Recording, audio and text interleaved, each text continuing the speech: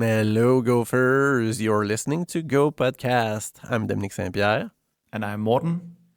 And we are here. So again, don't forget to join us on the Gophers Slack. If you are there, it will be nice to see you there.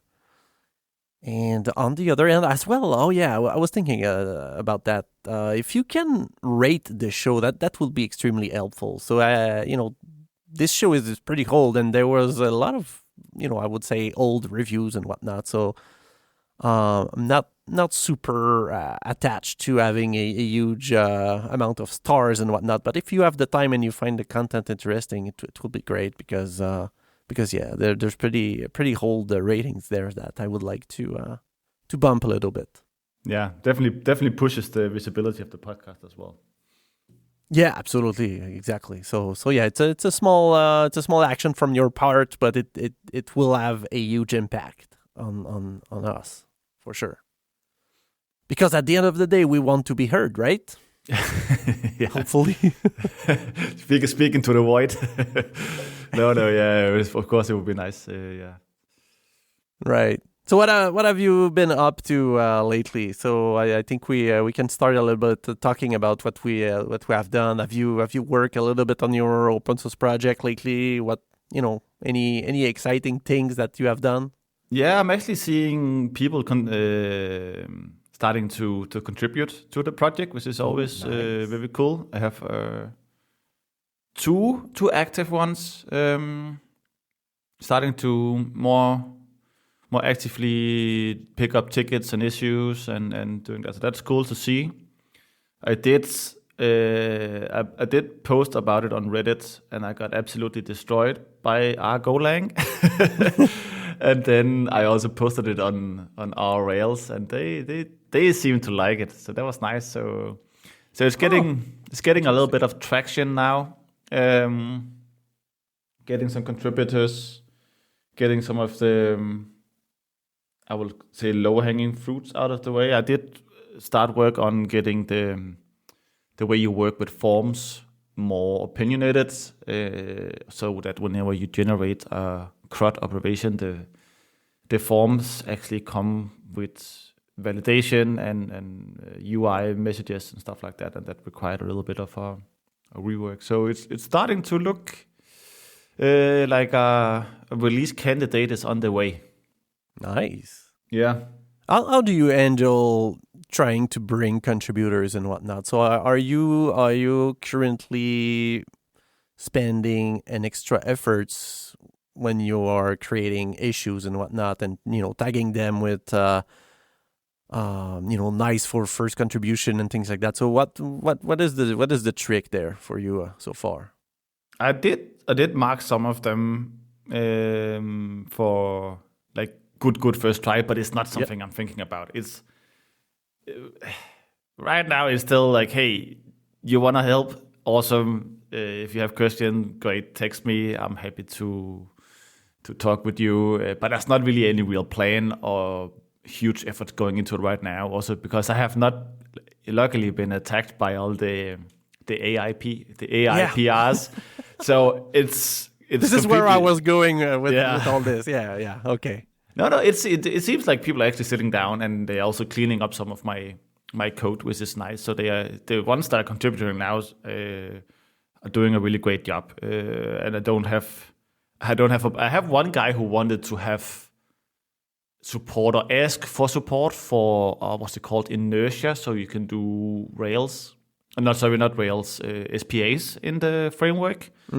Where I was like, that honestly is not gonna happen for a long time, because this is the antithesis of SPA framework. Like, this is a hypermediator framework, so probably not gonna want to support that as well. So he forked it and then implemented its support for it, and then sent like a 5,000 line change PR for his repo. Well, like, yeah. Like, can you give this a review? And I was like, yeah, I will try and give it a review, man. So I don't know. I think it's cool that people are seeing it, and also I think it's cool that he's taking it somewhere that he would like it to be.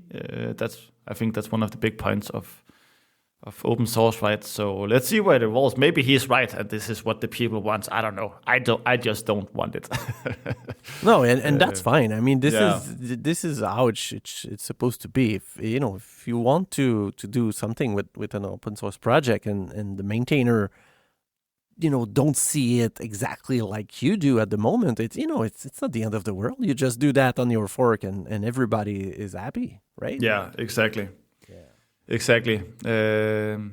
Because I'm not totally against having support for SPAs, but in my mind, why not just because I already have like a asset directory, right? So just chuck the SPA static files in the asset directory, have them serve through Go embed, and then wrap some controllers as an API endpoint, and then you're good to go. I think it's also me not having worked with inertia a lot to really appreciate it. But I don't even know what it is, to be frank. I guess it's a JavaScript framework, right? It's a way that you can kind of keep the MVC approach that you have in like Rails and Laravel, but then return or work with SPAs. Like, Okay. like you don't have to change your workflow. You're still using model view controllers, but you're just doing it through inertia. So there's a middle layer,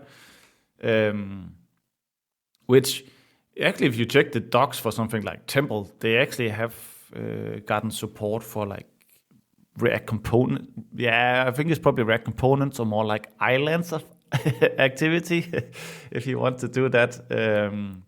So it's something that's possible, but it should be a way where you can write MVC application or model view controller style applications, but don't change anything and do it with something like React or Svelte or something instead. Okay. Yeah. Interesting. Yeah. It's so vast. I mean, the front end is so.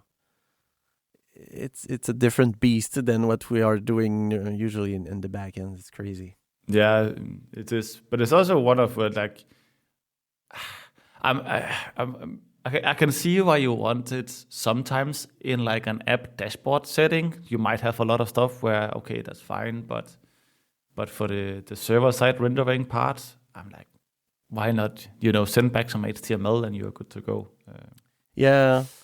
And SPAs are still valid in a sense. I'm building an app at the moment where the users basically create their own app, if that makes any sense.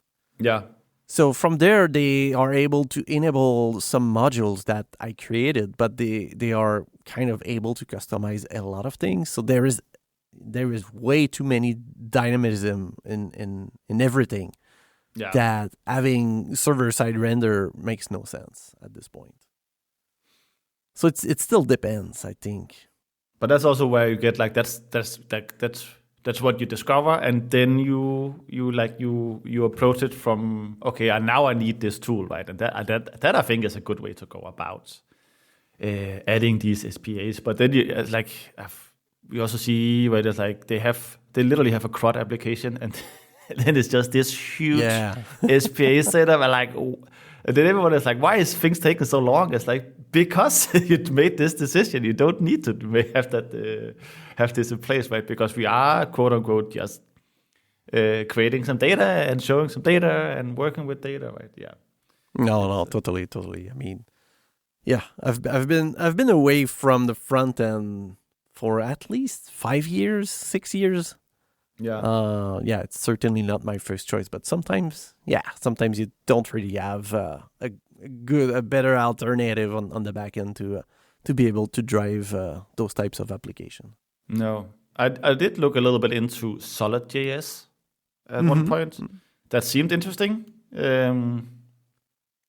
don't know. To me, everything on the front end isn't interesting. I have. It's not like I'm writing any line of code, right? It's all cloud code. I review the code, but I cannot write any front end anymore. It makes me. I don't know how to say that in English, but I want to vomit. It's yeah. I cannot do that anymore. No. Yeah. I've been creating a HTML page since 1998, so I'm a little bit tired of that, to be frank. Yeah, that's fair. I've seen HTML3, I've seen HTML4, I've seen HTML5. I think that's enough. That's enough HTML. That's enough HTML. Yeah. And we also think the ages are quite good at it, right? So why not? Oh yeah, it's way better than me, especially with my blindness now. I cannot do any UI anymore. So I mean that what it remains for me while writing the TypeScript file that bridge the front end and the back end. I mean I don't want to write that either. No. So it's pretty much interesting. That's cool. That's cool to hear that you have starting to have contributors. I remember Static Backend when it was more active. I had this discourse server. It was very fun, but it also had a little bit of toll on an open source project. It's sometimes, because now, exactly like you said, sometimes you just need to say no. Might not be easy. No. And you need to review the PR as well. You need to help people, and it's all fun and whatnot. But yeah, it depends on the amount of people that start to want to contribute. Yeah, but that's maybe also like I've had this ongoing thesis that we would have a lot better, much better software. Is that the right way of saying it? If more developers said no. So I also think it's a good little exercise in learning to say no. So we don't build up the Homer car again. Yeah, it's an art. It's an art to say no. Yeah, because you also want to progress in your career, right? You can't just be the no guy or the no person. Yeah. No, that's fine. But yeah, that's why there's fork. I mean, this is how it's supposed to be. So there's no harm. There should not be any tension when you're getting a no as an answer. It's just that at this moment in this time space, it's not the right time, or it's not the right vision for the project, and that's fine. I mean, yeah. Oh, yeah, pretty cool. So that's Andurel for now. And what about you? Have you done more with the static backends? I have done a little bit, because it's so mature now that the things that I need to do are kind of minimal in terms of changing the API and whatnot, adding any function. It's pretty much there. I've added a couple of functions recently to get entities by IDs, so you can pass like a slice of IDs, and now you're getting some kind of entity. So I'm always extremely careful to add any API change at this moment. It's pretty, I would say it's pretty solid in a sense. Nice. The thing that I did not miss, to be frank, was to deploy not deploy, but use npm to deploy the packages. I was like, oh dear, this is, well, I understand that there's a lot of security involved around that, because all the attacks and the men in the middle attacks and whatnot. But the amount of times that you need to validate yourself just to publish your package is kind of interesting. Not the most accessible flow as well, if I can say that. But other than that, I was not missing that. I change a little bit. I use Claude, to be frank, to generate me some nice to have, or at least better life in terms of releasing. So I had it create GitHub Actions for when I push tags. Basically, that will create GitHub release automatically. I was doing all that manually, and that is the kind of things that I don't really like to write, to be frank. I kind of don't really like GitHub Action to write them. I like them a lot. Yeah. Because it's always so much back and forth. Oh, I forgot that. Oh, this is not working. And now and again, accessibility wise, it's pretty hard for me to just see what happened, because now the UI is not very helpful. So you just go to the action tab. You click on the X. You see the X for your action, and you quickly go to what went wrong, and you are able to see the logs. For me, it's not like that at all. No. The navigation to just go there is extremely painful, and so yeah.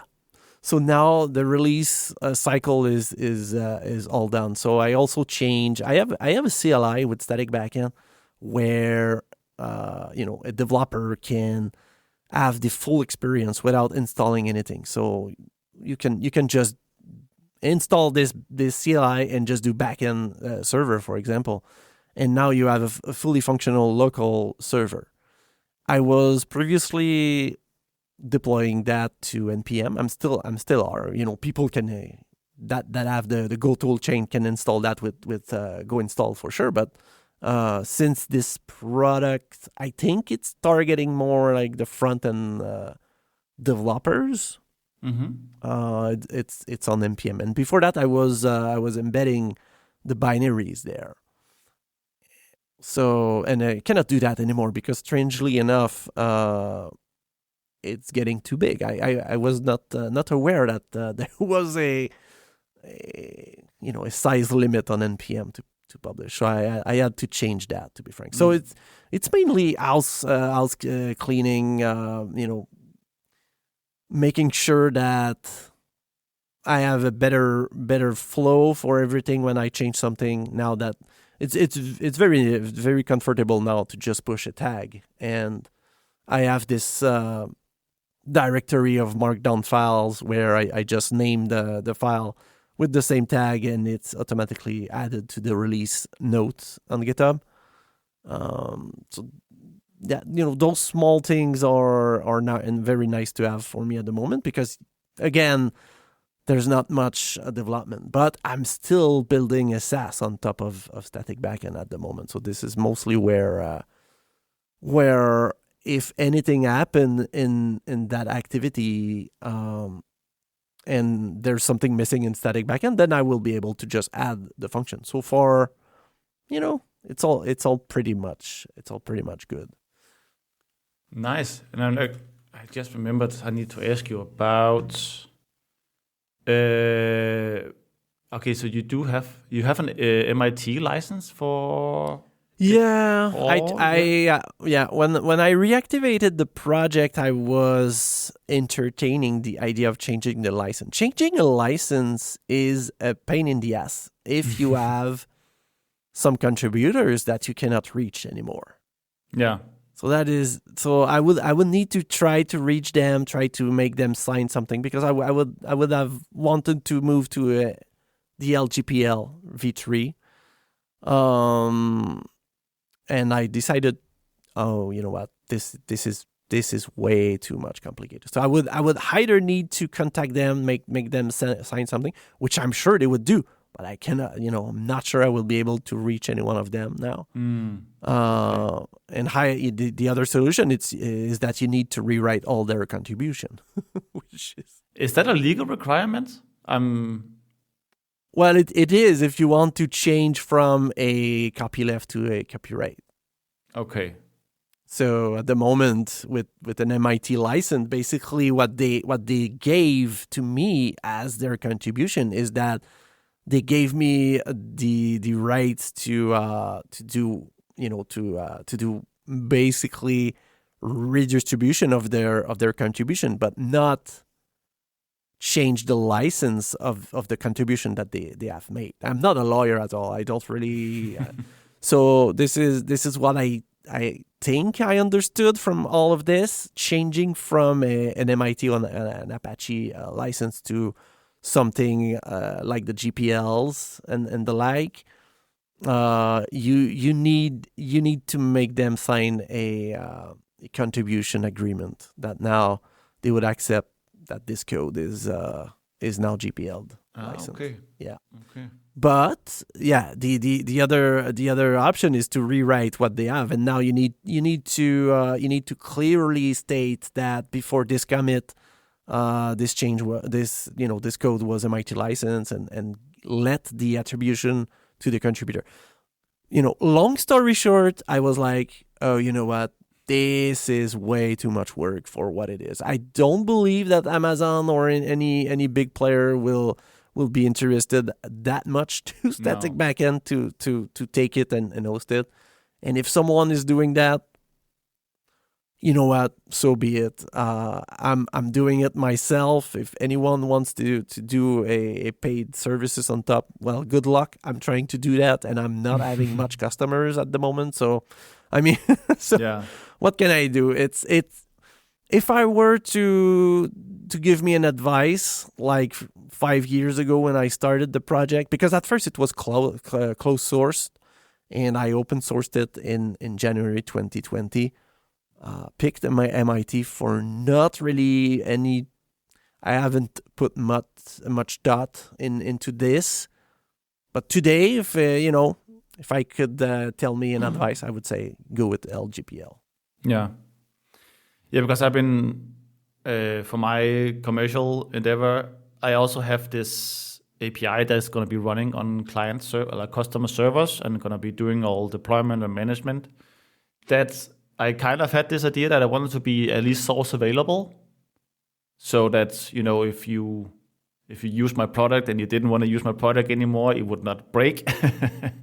Where I used the OSS license that DHH and Field Signals made a lot of noise with, but I can't really enforce it. So it's kind of pointless in a sense, because I can only hope that people respect it, because I cannot hire lawyers to police this, right? So I've been thinking a little bit about it, and I was also thinking how you approach it, because my other idea is to create a community edition, sort of like how Plausible. I don't know if you know that tool. They do it, so it's a couple of releases behind. So there could also be an approach to it.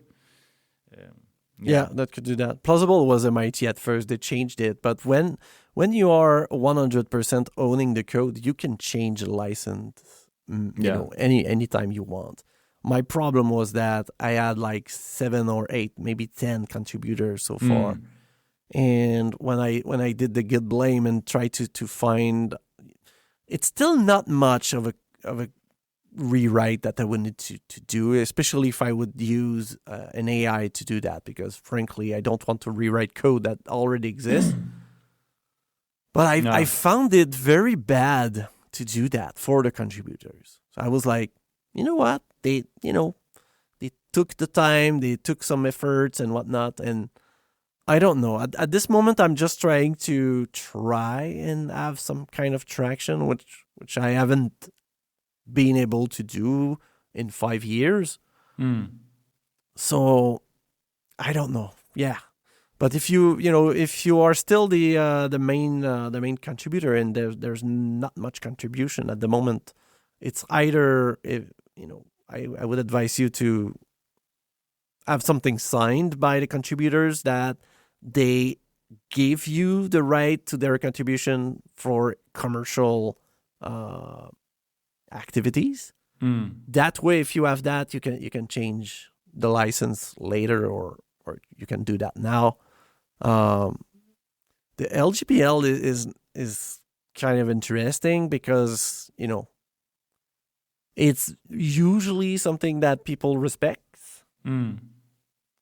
But it also can be a red flags for some organization. There's organization. I was working at Equifax. At Equifax, you cannot have anything. You cannot say the word GPL.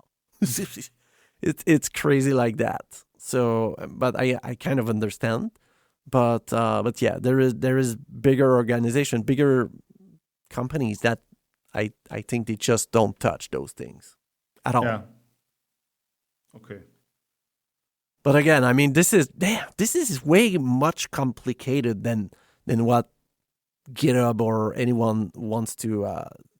Choosing a license, is hard. And I was reading the post. Plausible did a long post on how they changed their license, and again, it's pretty long. It's pretty involving, but they owned 100% of their code, so they could do that. Mm. As soon as you have contributors and you have a BSD or an MIT or any kind of non copyright license, well, it's pretty hard to change. Well, it's not that hard, but I don't have the time to do that. No, I was starting to craft emails, and I was starting to find email. There's some contributors that used. I was not even aware of that, but on GitHub, you seems to be able to block your email for some reason, and now the email that shows on the commit is like a GitHub internal IDs or whatever. I don't know exactly what it is. So I was like, okay, I cannot contact them for sure. It's not a real email. Yeah. So I don't know. I don't know. This is hard. This is very, very hard. Yeah. Yeah, this is way more complex than I imagined. Well, it's just that you really need to think about those, but nobody is thinking about those things at first. And once you are 5 years in, it's pretty involving. I would need to rewrite an entire implementation of a cache, because let's continue with my example. I have this CLI, and usually my system comes with a caching mechanism, but I don't want people to install Redis when they are developing. So there's an internal implementation of a cache with PubSub and whatnot inside, but that have been developed by a contributor. Yeah. So it's not like 10,000 lines of code. That's not what I'm saying, but I don't know. I feel bad about rewriting this. and rewriting this, what it means exactly? Well, it just means it will basically be the same code, but not really. So that I don't like. Yeah, it would basically just be Claude, git blame, and change. Yeah, it's pretty strange. So I feel bad. I feel really bad for contributors to do that. Yeah. So I could try to reach them all. This is still something I might try to do. Maybe I should try to send emails, but again, I mean, yeah. There was some Ukrainian back then, and I don't know. I just feel bad now with all the political aspect, and yeah, I don't know their status. And now I'm can you sign this please? And they are right into war and whatnot. I mean, I don't know. I feel really bad to do that. Yeah, that makes sense. Okay. Yeah, that's mainly, I don't know. So yeah, it's MIT for now. So, I don't know, and to be frank, I mean, if a company wants, to cross me, I don't know. What can I do? I mean, I'm just trying to build something useful at the moment. Yeah. It's part of the game. You can't really. Yeah, exactly. But yeah, if it were new today, I would definitely choose a way more restrictive license. Yeah, that makes sense. Yeah, even though some people don't like the GPLs and whatnot, the LGPLs as well and things like that, when you realize why those exist, you kind of say, because I'm not thinking like that, but there's a lot of people that have compared GPL with a virus or a plague and whatnot, because now it's trying to spread the open source. Well, it's not open source, because that was not what it was called at first. Open sources came with GitHub and whatnot. This is not really, but the fact that the source is available and you cannot really redistribute a modified version that is closed. I still believe in that myself. This is something that I truly believe in, if that is what the maintainer of the project wants. So if they don't want commercial usage of their project, I mean, this is still the way to go, I think, in today's parlance. Even though there is aside a couple, there's still some people that don't like this because I don't know exactly why, but yeah, of course companies don't really like this because you know what, I cannot modify your library and now repackage my $100,000 per year software that I've built on top of your library. So yeah. but at some point, just buy a commercial license. If contact the maintainer. There is option even with the GPL and LGPL. There is still option for those bigger organizations to acquire. If someone were to say to me, I will give you $25,000 for a license that I can do anything that I want with static backend, I would like, yeah, go ahead. Yeah. Sure. So I mean, yeah, this is tricky. This is way more complicated than what it is on GitHub. You are just there. You start the project. You have this small drop down. Please choose your license. Wow, this decision is should be taught a little bit more. Yeah, a little bit more explicit maybe. Yeah. Well, yeah, but again, I mean, it seems like, and I'm saying all those things. I'm not even sure I understand everything I'm saying myself completely and clearly and whatnot. It's just complicated, legally and whatnot. Yeah. I'm reading the GPL license myself, and I'm like, what are we saying here? Can I do that? Can I not do that? This. So. But again, the MIT is very, very, very popular. But when you are building a library and you want other developers to use that, I think it's fine to have a less restrictive license. When you are building a system or any kind of application that can be used as is. Redis is a good example. Look at Elastic with their search engine.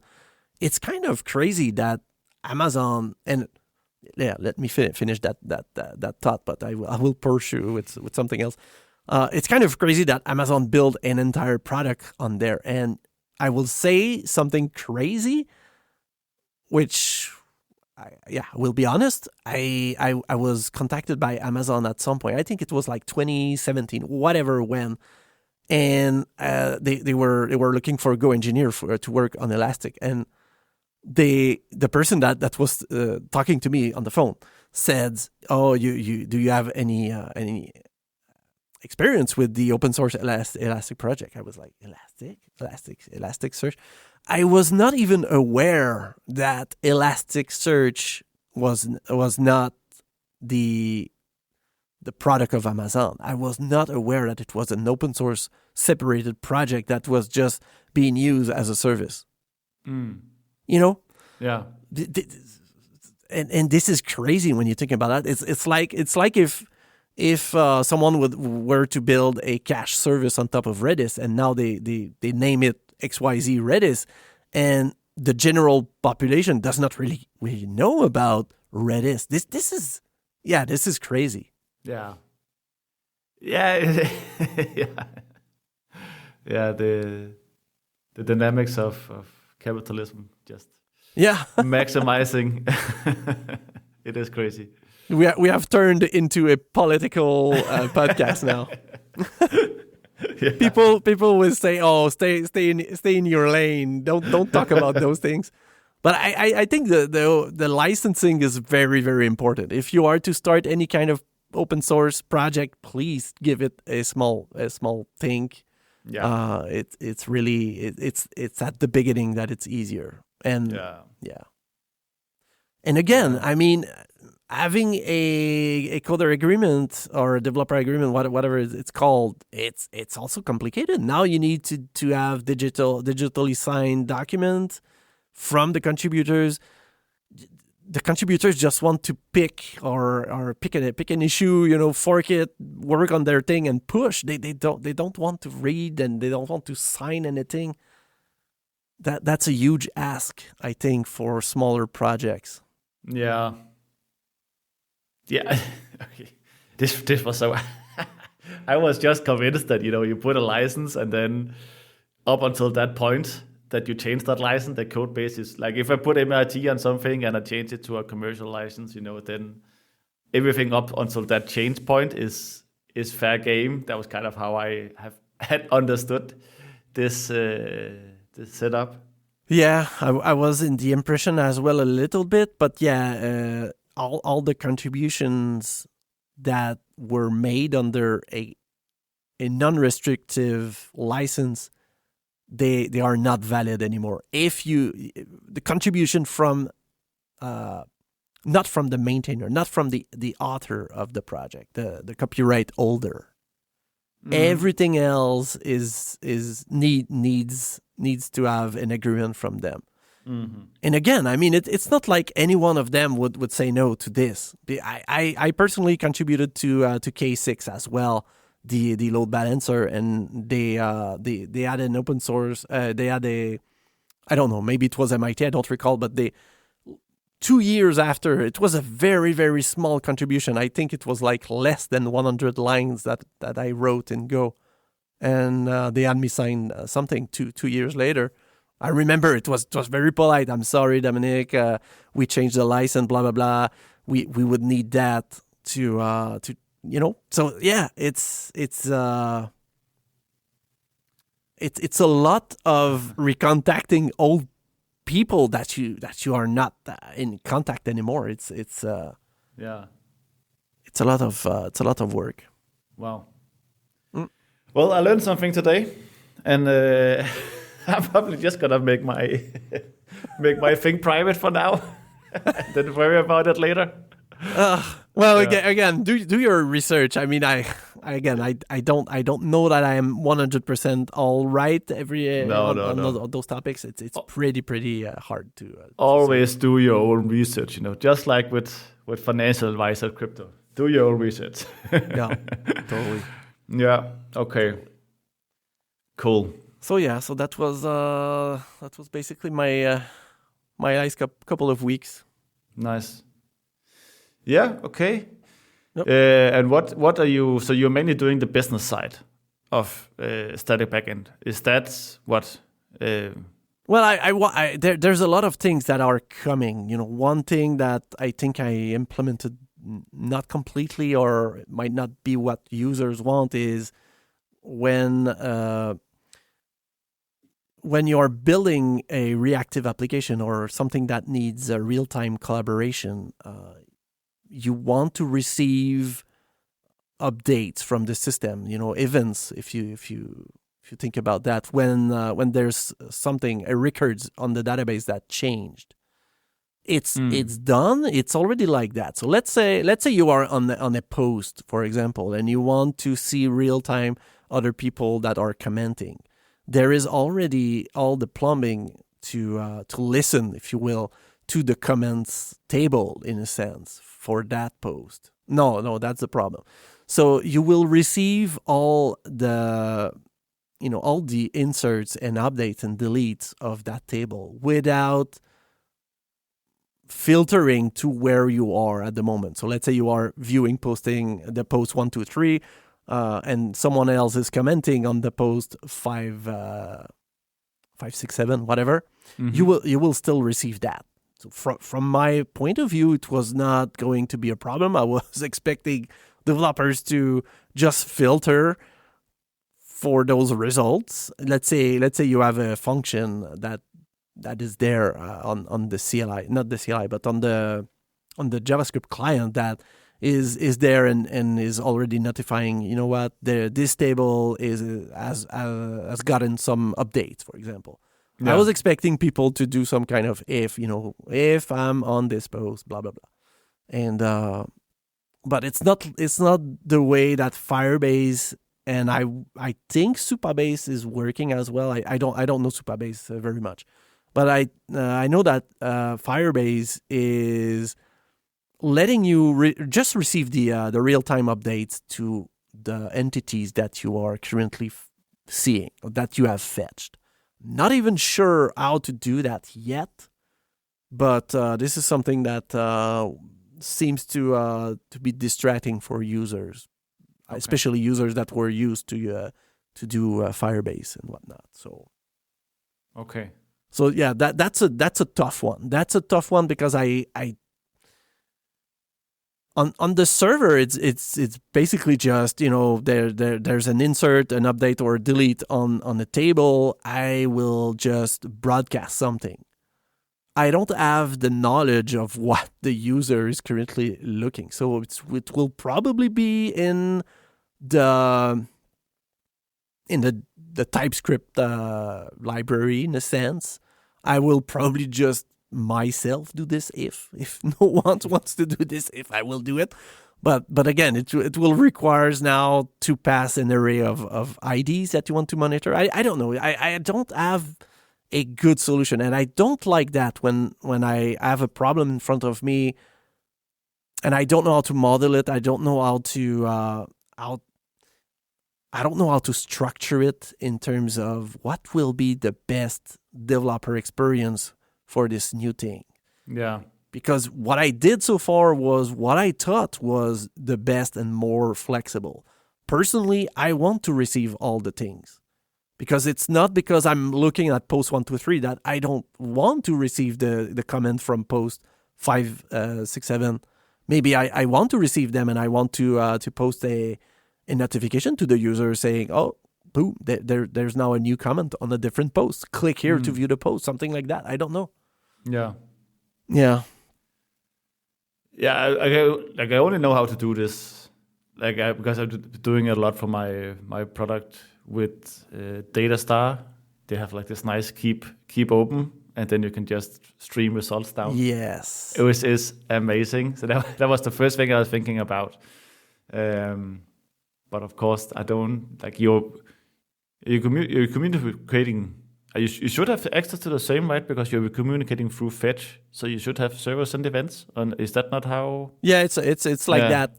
But I don't really know exactly how to filter. I don't want the servers to know exactly what the users is fetching, because that is two separate things. The user basically subscribes to some messages, and the messages is like DB underscore the table name, for example. And that when you subscribe to that message, you will receive the inserts, deletes, and updates for that table that you do have rights to view, because there's this security model that I have, which is pretty interesting. But yeah.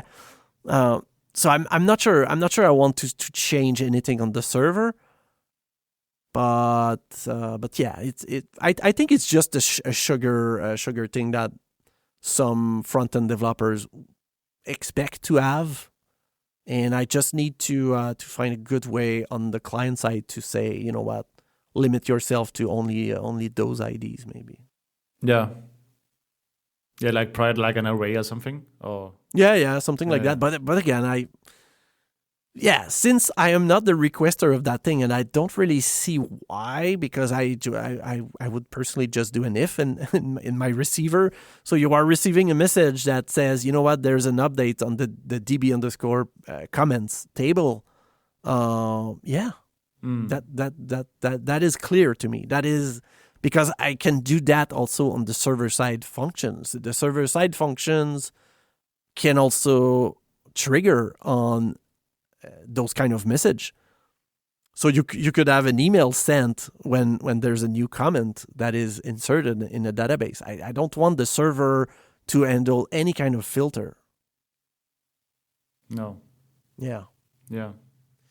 So that is something I need to do, but again, I need to think about that a little bit more.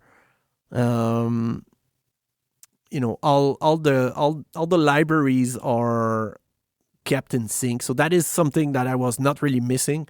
When you have so I have this Go client library, I have this TypeScript library, and I have this Node backend library as well.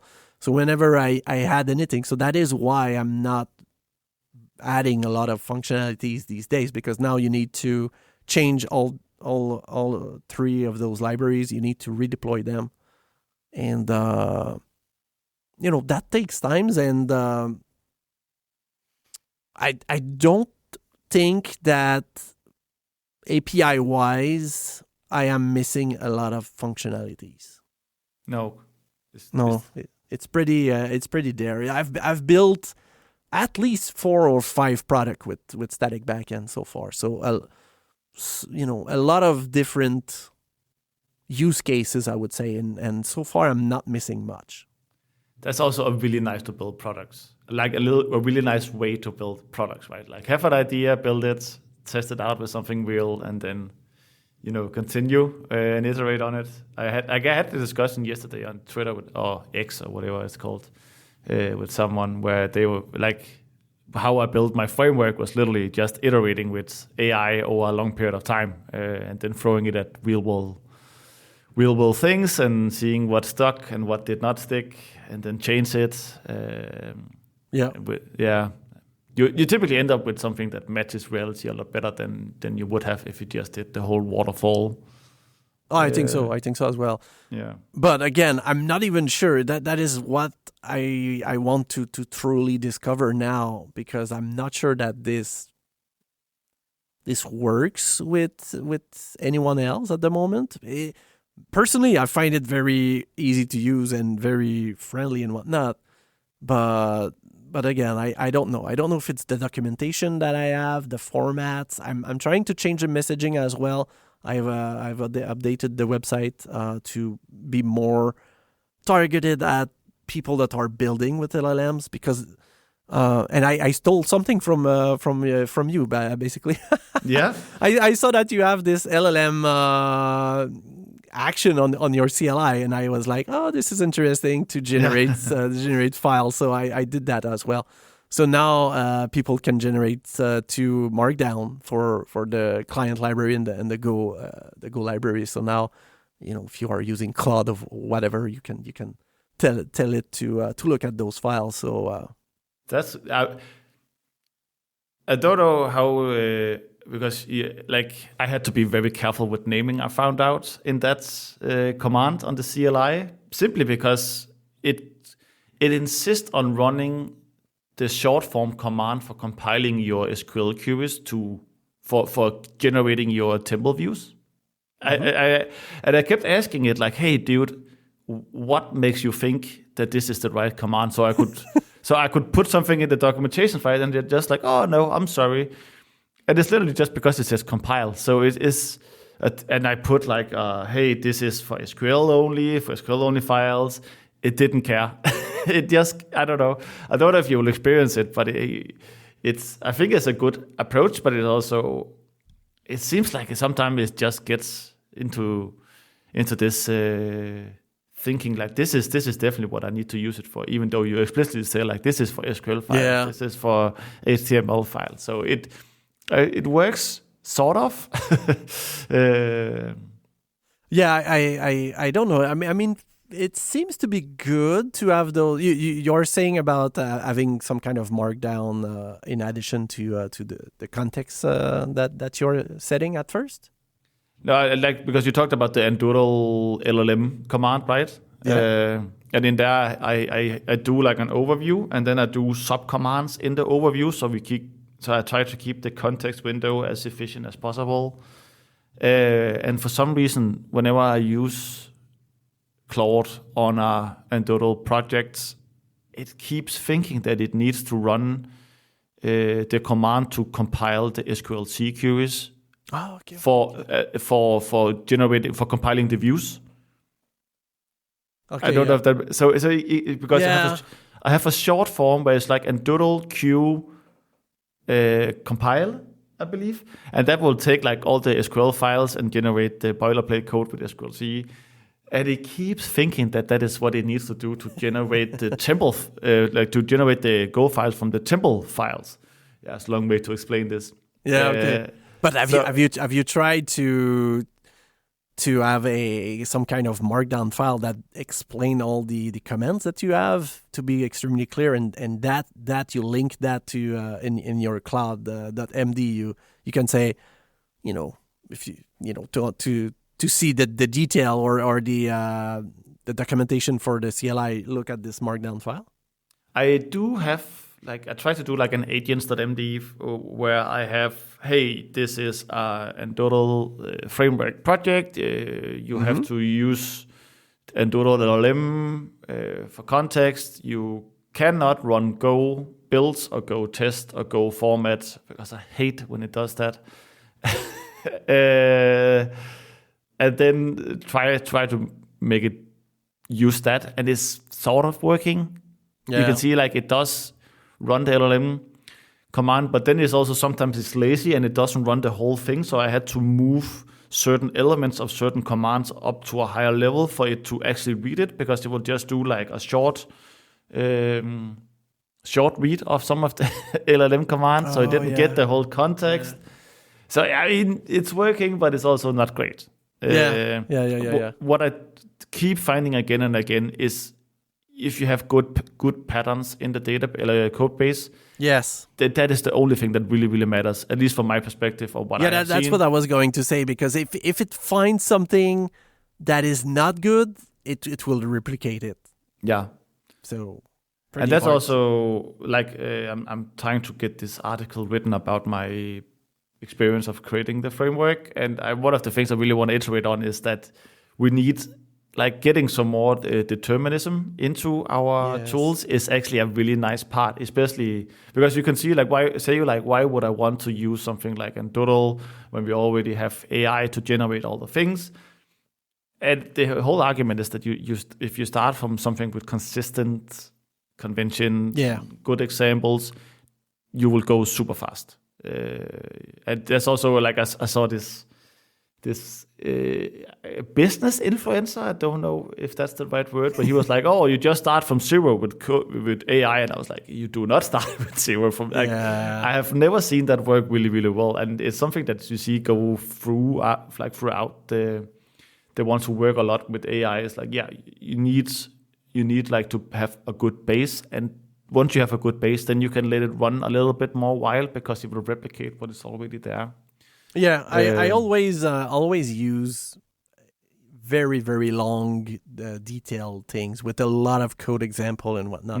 And I hear people say, sometimes, what, it will take me the same amount to explain exactly what I want and things. Well, I was a little bit thinking that, but when it's doing all the UI component and things like that, and I'm like, you know what, I would not have done that in 15 minutes for sure, because I would have opened the TS file or TSX or whatever. I would have said to myself, oh man, not another UI component and whatnot. I would have procrastinated so much. Compared to now, I just say, oh, you know what? We have this module, and it will be extremely similar to blah blah blah, and look at this file, check this. Yeah. You can do something like that, and I do pseudocode and whatnot. So I'm basically not really typing anything ever on the CLI. It's always bigger document, not document like 50 pages, but more. Let's say 1,000 word explanation of what exactly I want it to do. Oh yeah. That I do like 4 lines at max. And no. Go look at these files, do this thing, and then I look at what it's doing.